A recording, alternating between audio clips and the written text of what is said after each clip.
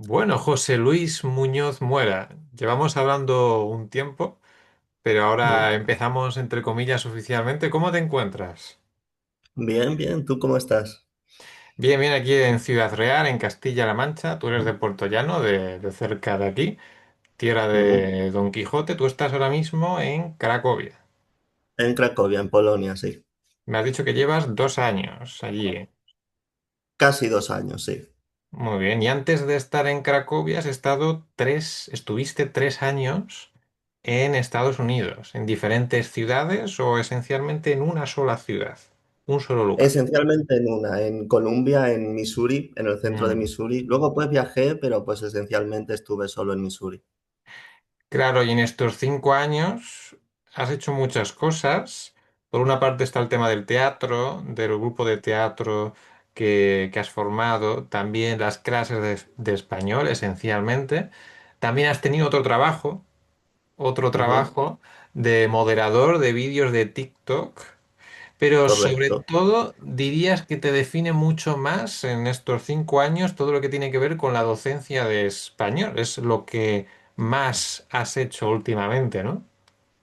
Sí, yo diría que sí. El teatro pues también ha estado ahí, digamos, pero ahora pues no hay teatro, ahora solo hay docencia.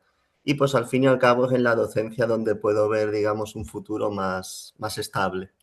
Ajá, vale. Cuéntame cómo empezaste en la docencia de español. Ya me lo has contado, Ujú. pero vamos a Sí, resumirlo un sí. poco.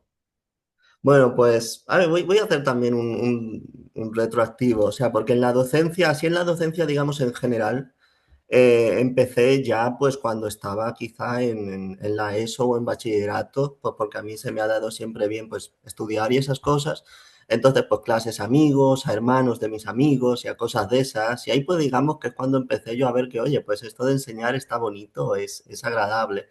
Y luego ya pues en la docencia de español más concretamente, eso es algo que empecé cuando fui a Estados Unidos, porque me ofrecieron estudiar este máster de enseñanza de español y pues como yo estaba buscando un trabajo en ese momento y allí también iba a estar trabajando y me iban a estar pagando un sueldo como profesor de español y además un máster, pues digo, pues ¿por qué no?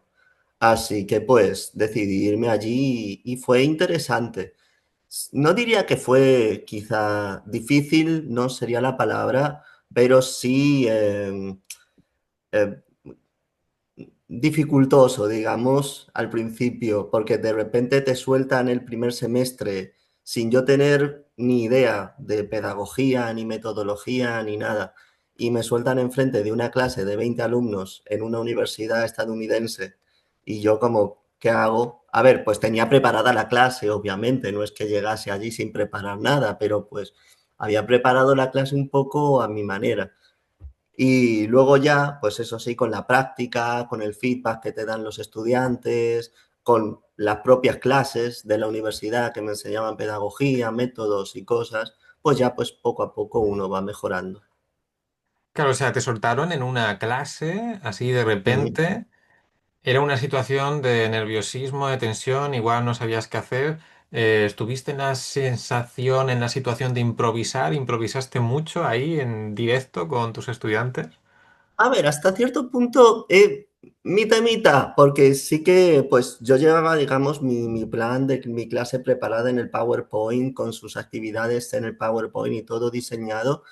Pero claro, pues era la primera vez que yo diseñaba una clase, porque sí que había pues eso enseñado antes y cosas, pero no era en plan tan formal y no a 20 personas. Yo había enseñado de uno en uno, que es una dinámica completamente distinta. Entonces, pues yo a lo mejor sí que pasaba mucho, que a lo mejor preparaba actividades que yo pensaba que me iban a durar 50 minutos y me duraban 30. Y entonces, pues uno tiene que improvisar, porque los otros 20 minutos de clase tengo que darlos igualmente.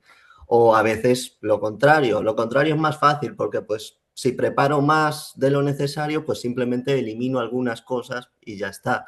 Pero aún así, pues hay que improvisar, porque hay algunas actividades que son más importantes que otras y pues al principio sí que es complicado tener un poco el control del tiempo y ver a qué te da tiempo, a qué no te da tiempo, cómo estructurar en sí misma la clase, Pero, o sea, nervioso tampoco diría por el teatro, precisamente. Al fin y al cabo, pues era como una especie de escenario, si le echas imaginación, y he estado en escenarios con más gente que 20. Entonces, nervioso en sí mismo tampoco estaba, pero pues sí que se sentía el peso, digamos, de la responsabilidad, porque al fin y al Sí. cabo yo estoy allí dando clases, pero también estoy en cierto modo representando a la universidad, representando al departamento de español, y eso es una responsabilidad y una confianza que ese departamento y esa universidad ha puesto en mí. Y a mí me gusta pues corresponder ese tipo de confianzas. Sí, sí, es verdad que el teatro te ha servido mucho para superar tus miedos y tal. Me acuerdo que antes de irte a Estados Unidos estuvimos hablando sobre lo beneficioso que fue para ti el teatro y que de alguna manera lo llevas como uno de tus valores más esenciales. La Ujú. interpretación, la actuación, las artes escénicas, todo esto también tiene mucho que ver con la docencia de español. Role plays, por ejemplo, mejorar la dicción de los estudiantes, la labor de actor se mete mucho también en la labor de profesor. ¿Dirías que te ha servido mucho el teatro para dar mejores clases? Sí, yo diría definitivamente. En primer lugar, a nivel de confianza y a nivel pues de tener presencia, digamos, en la clase, pues si no fuera por mi experiencia teatral, hubiera sido un caos. Pero gracias al teatro, pues pude presentarme allí en la clase, hablar a mis estudiantes con confianza, porque pues lo primero de todo, pues es que es algo también que les digo a mis estudiantes a la hora de que ellos hablen español, es hablar con confianza. Porque si tú estás hablando una lengua sin confianza, eso lo percibe tu receptor y genera ya una sensación en ti mismo que percibes al otro viéndote que no hablas bien y no sé qué, pero no, es igual que cuando yo, polaco, por ejemplo, ahora que vivo en Polonia, yo no hablo polaco, pero cuando hablo polaco, lo hablo con confianza. Tendré 1000 errores gramaticales, pero me sale fluido que parezco nativo. Mm. Entonces, obviamente lo notan, que hay errores gramaticales, pero me entienden, que es al final lo importante. Y pues es Sí. un poco esa presencia, es lo que saqué también del teatro, vaya. Ahora mismo en Polonia enseñas español de una manera muy diferente de antes, porque igual estás online, en el mundo online, o estás con Ujú. estudiantes uno a uno. Antes estabas con grupos de 15 personas, 20 personas, 25 personas. Ahora mismo, ¿cómo estás más? A un nivel online, más, ¿no? Digamos que 50-50. Tengo algunas clases que son online, pero también tengo algunas clases que son en persona. Depende pues Mm, de las preferencias de los estudiantes. Yo diría que ahora es literalmente la mitad es online y la mitad es en persona, y, pero es uno a uno en cualquier caso, que eso sí es la diferencia fundamental, porque en una clase uno a uno pues es completamente distinto, no es una clase de 20 personas. Entonces, a mí me gusta más una clase de uno a uno o en grupos pequeños en cualquier caso, porque yo creo que pues al fin de cuentas es más beneficioso para los estudiantes ese tipo de clases porque son más personalizadas. Y pues en una clase de 20 personas yo intento, en la medida de lo posible, pues que todos aprendan y estar un poco atento a todo el mundo y a que el nivel de unos no baje mucho, o el de otros no aumente mucho y que todo el mundo esté un poco como al mismo nivel, pero a fin de cuentas, en una clase tan grande dependes también mucho de los propios estudiantes y de si ujú. quieren aprender, si no quieren aprender, porque eso es también otra cosa. Igual que en España te piden cierto nivel de inglés para que te den el título, en Estados Unidos te piden cierto nivel de una lengua extranjera para que te den el título. Y pues muchos estudiantes de clases de español en la universidad eligen estudiar español porque han estudiado español en la escuela. Que hayan estudiado español en la escuela no implica que sepan hablar español, igual que en España con el inglés. Entonces hay muchos estudiantes que están en las clases de español que no quieren aprender, que lo que quieren es pasar la clase para que le den el título y ya está. Y Sí, pues de esos hay varios, porque hay algunos con que no quieran, se lo toman en serio, porque al fin y al cabo es una clase y quieren sacar buena nota, pero hay otros que es que pasan olímpicamente de todo. Y no sé, y esto también, pues cada maestro tiene su filosofía con respecto a esta gente. Yo mi filosofía es que si no quieres aprender, no aprendas. Es tu responsabilidad al fin y al cabo. Yo me voy a centrar en los que sí quieren aprender porque yo creo que me debo más a ellos que a los que me ignoran. Yo tenía estudiantes que a lo mejor pues yo sé que no me escuchan, que están con el ordenador supuestamente mirando el libro, porque el libro podía ser o en papel o también en formato electrónico. Yo sé que no están mirando el libro. ¿Les voy a decir algo? Pues no. Yo mientras estén calladitos, yo no tengo problema. Y pues yo diría a mí el enfoque me gusta, porque nunca tuve en mis clases ningún problema con ningún estudiante en plan molestando, o haciendo ruido o hablando, porque yo digo, mira, si no queréis prestar atención, nadie os va a obligar, pero no molestéis. Y no Ujú. molestaban. Así que, Sí, ahora cuando como estás uno a uno, los estudiantes están mucho más motivados. De alguna claro, manera obviamente. lo quieren realmente, quieren aprender Mm, español. Notas ahí la motivación mucho mm. mayor en esos estudiantes. Y por ejemplo, si un estudiante nuevo te viene en Polonia, tú ya partes como de una metodología y de unos materiales concretos y de un estilo preconcebido antes de hablar con ese estudiante. ¿O la experiencia te ha llevado más a un campo abierto, a tener al estudiante presente y lo que surja, ¿no? Personalizar las clases o no, o tienes ya un estilo predefinido por toda la experiencia que has acumulado? Yo es un poco mezcla de todo eso que has dicho en realidad. Porque pues cuando me viene un estudiante que quiere clases, pues yo lo primero que le pregunto es, pues, si quiere presencial o si quiere online, porque presencial solo hago en Cracovia, obviamente, y porque eso también determina muchas cosas de cómo va a ser la clase. Y una vez que ya sé eso, pues el nivel, porque el nivel pues también es muy importante. La mayoría de mis estudiantes son de un nivel más avanzado, luego tengo algunos que son de un nivel más básico, entonces pues es más tema de vocabulario y todo eso, pues también completamente distinto. Pero con mis estudiantes que son de nivel avanzado, sí que es muy a nivel de improvisación porque son clases conversacionales. Básicamente, pues hablo con ellos. Si veo, y ya pues luego ya depende de mí el estar atento a si hacen fallos con algo en concreto.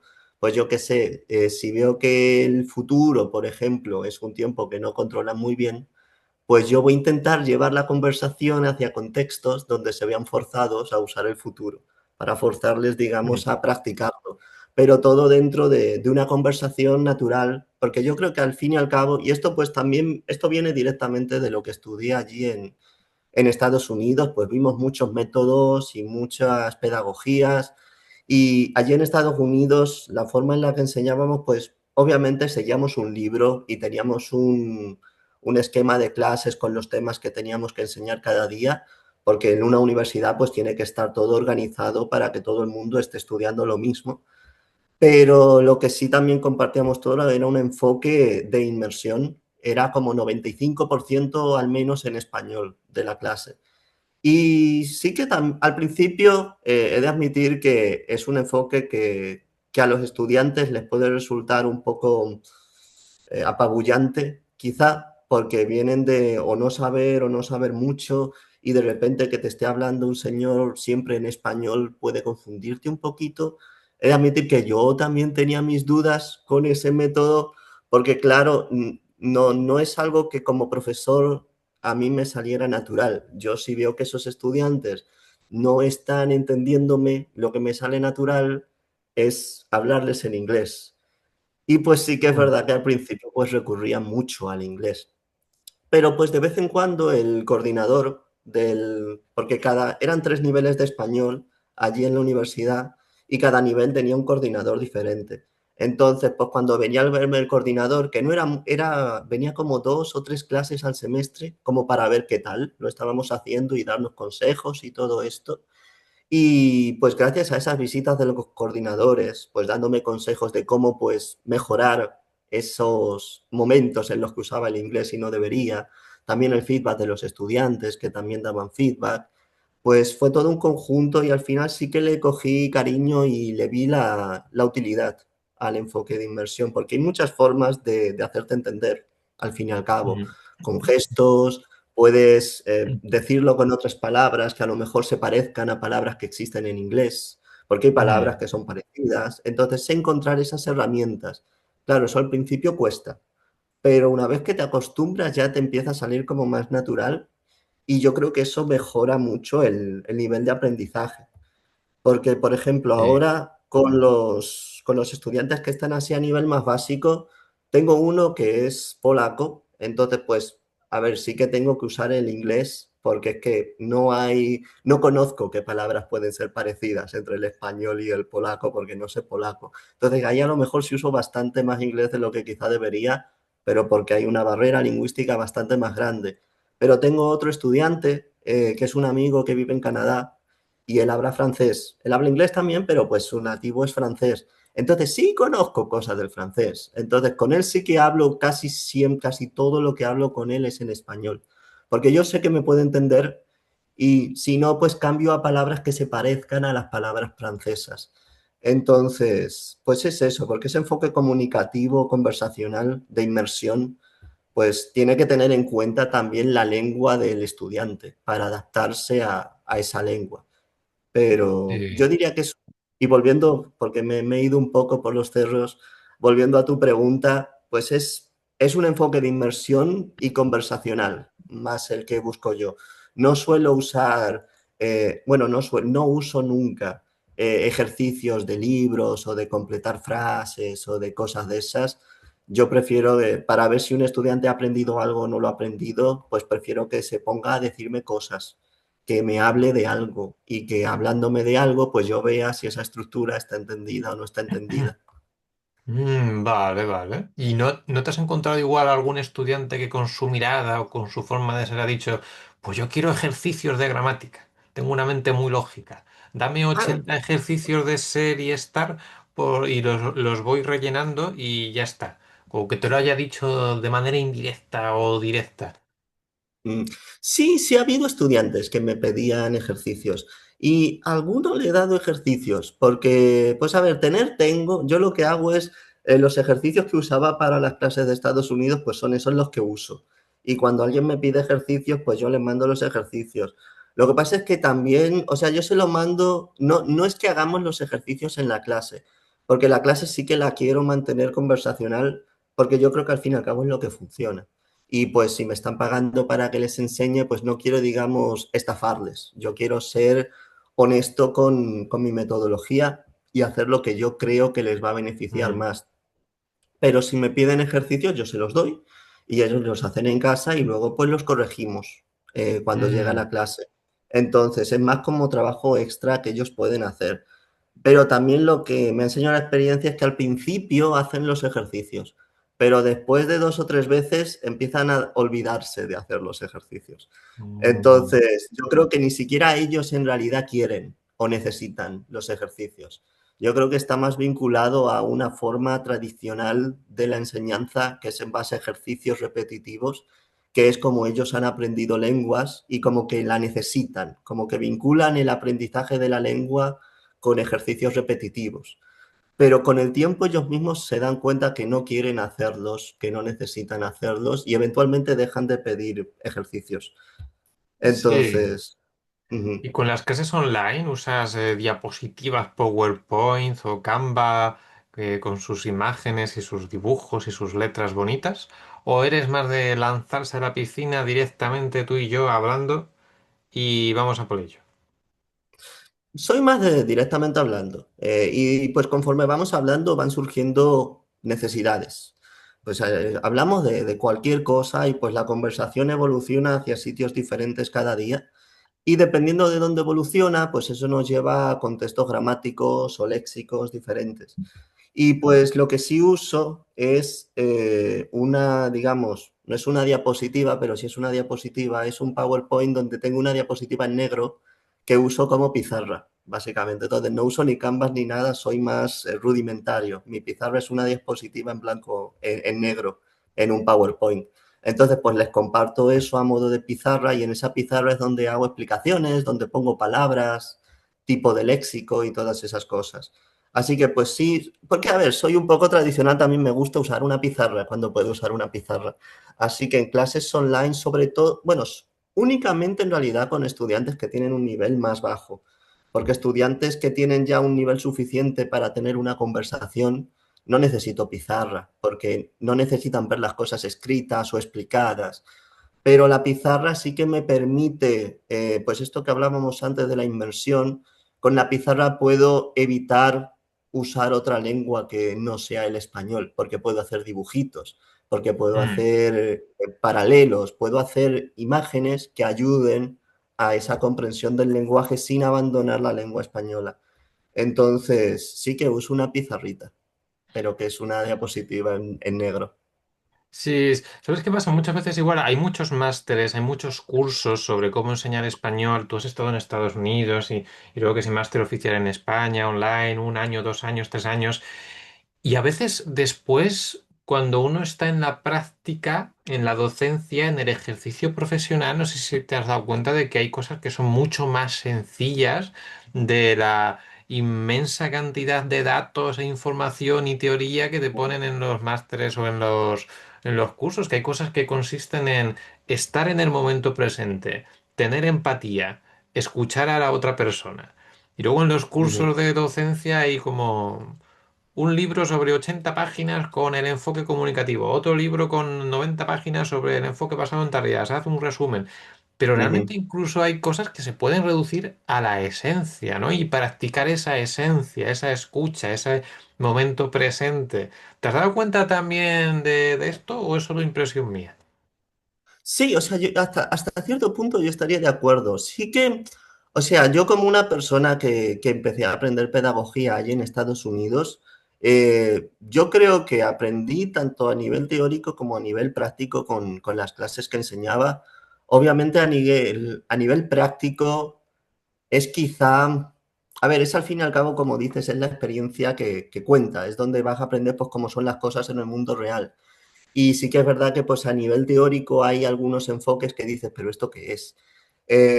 Pero sí que creo que esa formación teórica es importante hasta cierto punto, porque como dices, para saber estar, para escuchar, para estar atento a las necesidades del estudiante, tienes que saber identificar esas necesidades y tienes que conocer las herramientas para responder a esas necesidades. Entonces, yo creo que la teoría sí que, pero como todas las teorías, en realidad tienden a complicarse innecesariamente.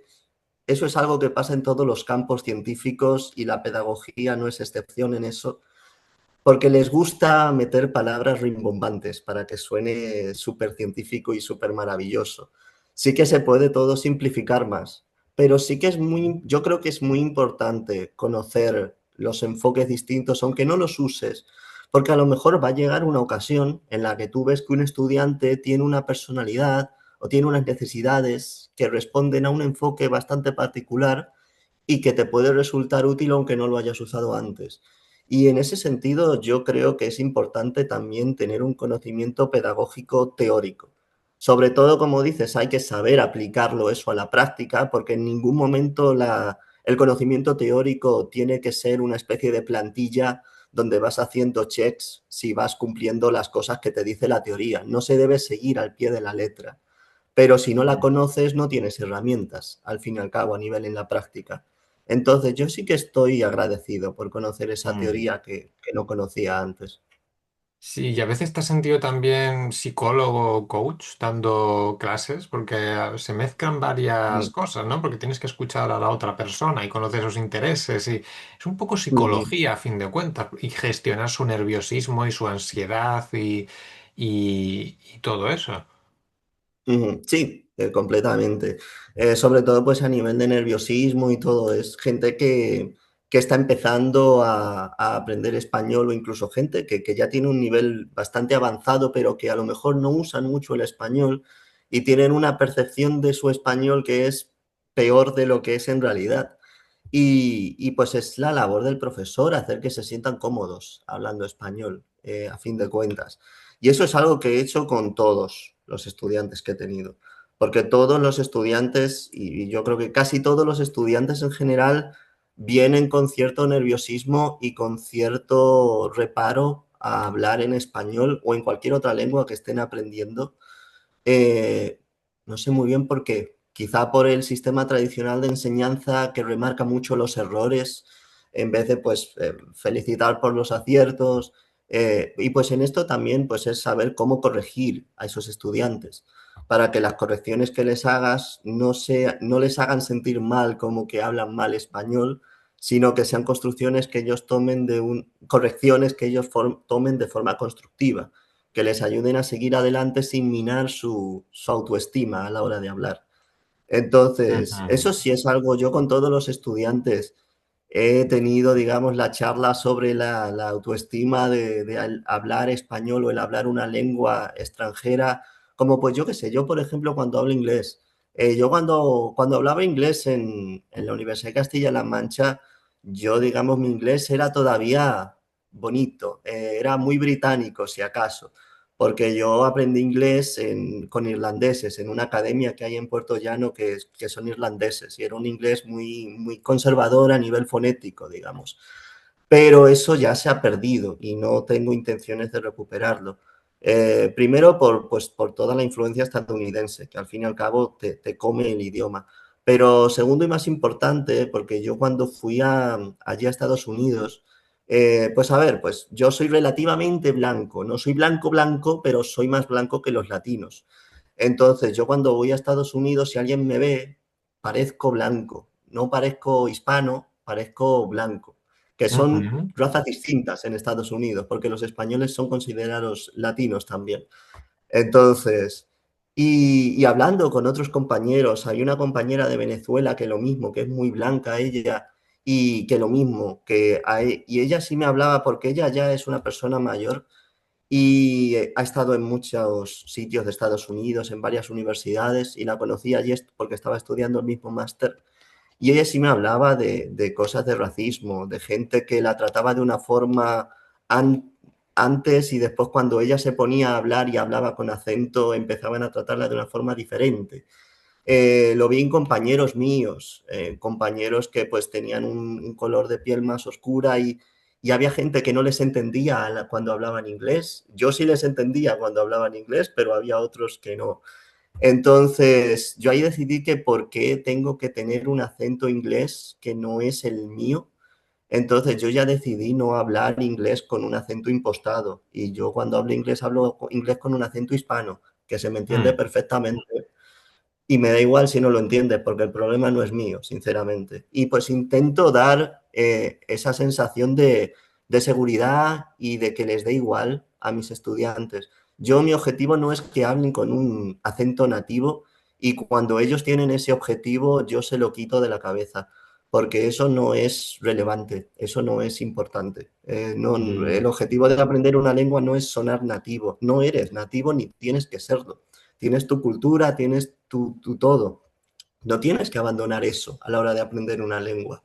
A la hora de aprender una lengua tienes que saber comunicarte en esa lengua. Y si logras eso, da igual que no suenes nativo, no debes sonar nativo.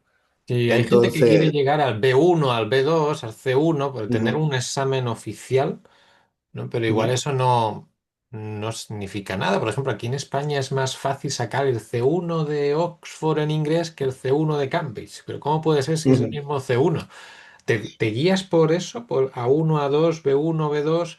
¿O eres más flexible? ¿No te gusta tanto eso? Porque igual un estudiante está nervioso y parece que tiene nivel A2 cuando en el fondo tiene B1 y viceversa, ujú, ¿no? Es difícil saber encuadrar ahí. ¿O es mejor decir, sabes qué, cuál es tu objetivo? ¿Quieres irte a Chile y comunicarte con chilenos, por ujú. ejemplo? ¿Ir hacia ese objetivo más allá de que sea una A2, B1, B2? ¿O te gusta usar esos términos? No, a nivel de objetivos, también Mm, yo cuando tengo un estudiante, yo les pregunto que cuál es el objetivo de aprender, porque es diferente. Si quieren pues leer libros o si quieren comunicarse con gente o viajar a algún país, pues porque no es lo mismo viajar a España que viajar a México. Porque pues si ellos me dicen, porque yo tuve una estudiante que estaba aprendiendo español porque se iba a ir a vivir a México una temporada. Y claro, pues no le voy a enseñar exactamente lo mismo, va a ser muy parecido, pero yo cuando en español decimos coger, yo no le puedo decir eso, porque en México coger es algo muy diferente. Entonces yo le tengo que decir, esto se dice tomar, no coger. Ujú, Entonces, hay que tener en cuenta también todos esos factores y eso depende de las necesidades específicas del estudiante. También no uso el sistema de A1, B1 y todo eso. Yo creo que tiene su utilidad, pues a nivel de títulos oficiales, básicamente, pero no lo uso principalmente porque no tengo ni idea. Yo lo estudié, mm, obviamente, porque pues, fue parte del currículum cuando estuve estudiando el máster, pero se me olvidó enseguida porque es algo que no he usado nunca. Y es algo que no, eventualmente yo imagino que lo tendré que volver a aprender. Si sigo con mi formación, lo aprenderé y se me olvidará de nuevo, porque no le doy importancia a esas cosas. Como te digo, mi enfoque es, ¿sabes cómo, sabes hablar? ¿No sabes hablar? Si sabes hablar y sabes entenderme cuando te hablo, perfecto. Me da igual el nivel que tengas.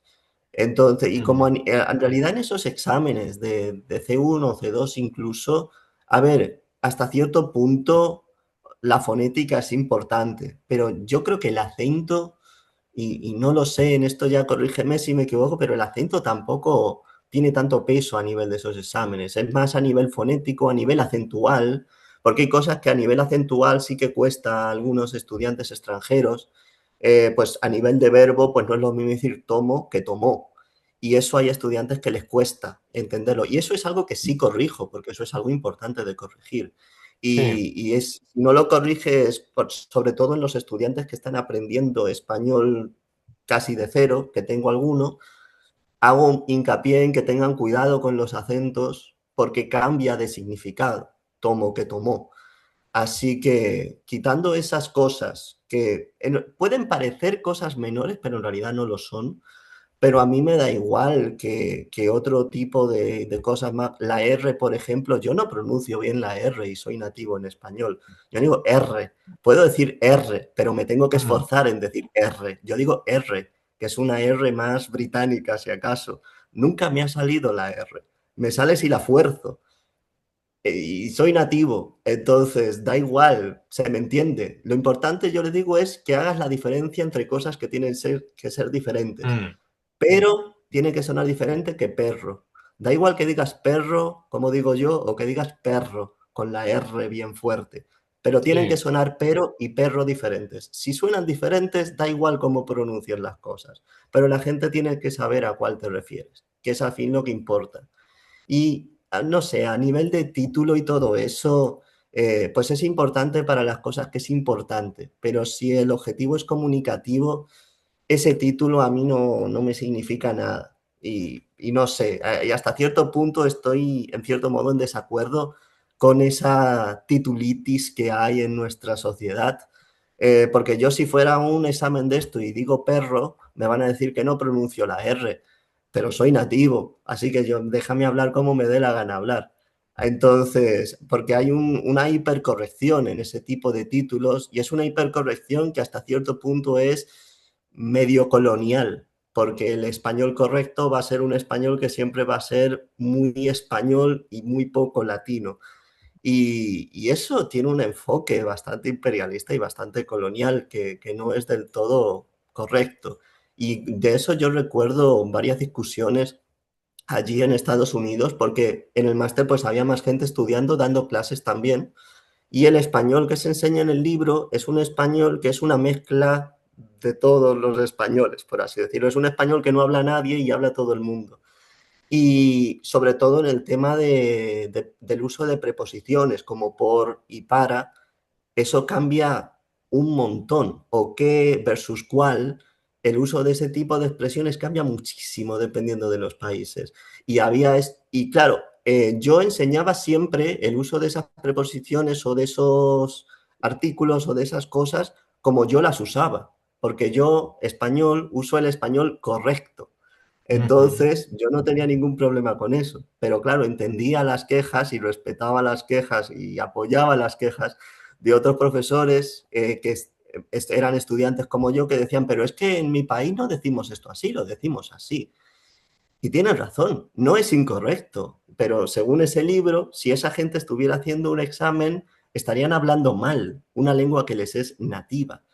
Entonces, hasta cierto punto estoy en desacuerdo con con esa obsesión de los títulos y la poca, digamos, el poco margen de ambigüedad que tienen a la hora de ciertas expresiones, que yo creo que es necesaria, porque el español al fin y al cabo es una lengua que sí, que se habla en España y que empezó en España, pero que se habla en casi toda América.